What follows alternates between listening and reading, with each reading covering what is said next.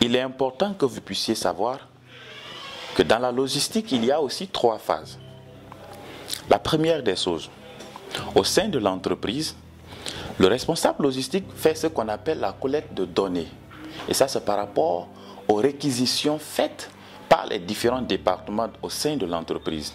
Et quand il fait la collecte de données par rapport aux besoins des départements dans l'entreprise, il en fait un bon de commande. Et c'est ce bon de commande que l'entreprise en tant que telle envoie auprès des fournisseurs pour savoir s'ils en ont, afin qu'on puisse les approvisionner. Et donc, la première des choses, il y a ce qu'on appelle le flux informationnel. Et c'est ce flux qui consiste à donner des informations d'existence de matériel que l'entreprise a besoin au niveau du fournisseur. Et ensuite, il y a le flux financier, le paiement de ses produits ou ses services. Et après, il y a ce qu'on appelle le flux physique ou le flux de marchandises. Et donc, cette relation qui existe entre le fournisseur et l'entreprise, et à ce niveau, on appelle la logistique d'approvisionnement.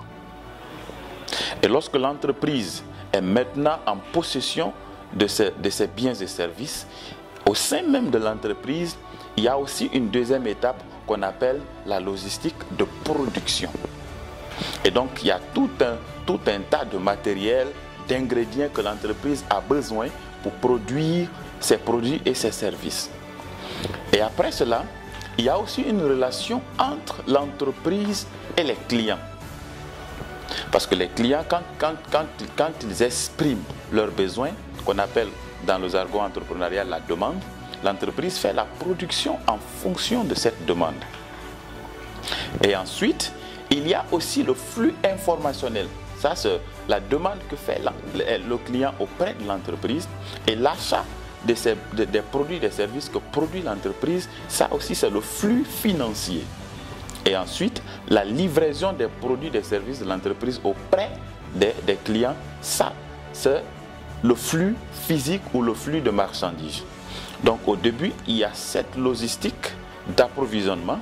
Et ensuite la logistique de production et après la logistique de distribution auprès des clients.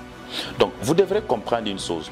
Si vous voulez investir dans la logistique, vous devrez choisir dans quelle étape voulez-vous investir. Ça pourra vous permettre de connaître quels sont les matériels qu'une entreprise a besoin. Si par exemple c'est dans le domaine minier, quels sont les matériels ou d'autres ingrédients qu'une entreprise minière a besoin pour s'approvisionner. Et quels sont les matériels qu'il a besoin, quels sont les engins qu'il a besoin pour faire la production ou quels sont les engins qu'il a besoin pour distribuer. Alors, à la lumière de tout ce que j'ai expliqué, vous êtes un investisseur local, vous êtes un investisseur à échéance internationale, vous êtes un pro-guinéen, vous voulez investir en Guinée, vous voulez investir dans le domaine minier ou bien même en général dans la logistique, e-mining vous donne cette opportunité de le faire à cœur ouvert. Nous évoluons dans l'exploitation minière, nous évoluons dans la location de camions, de pick-up, de voitures pour entreprises et particuliers. Nous faisons aussi la gestion de flotte, le suivi et accompagnement de projets miniers. On se reprend à la prochaine.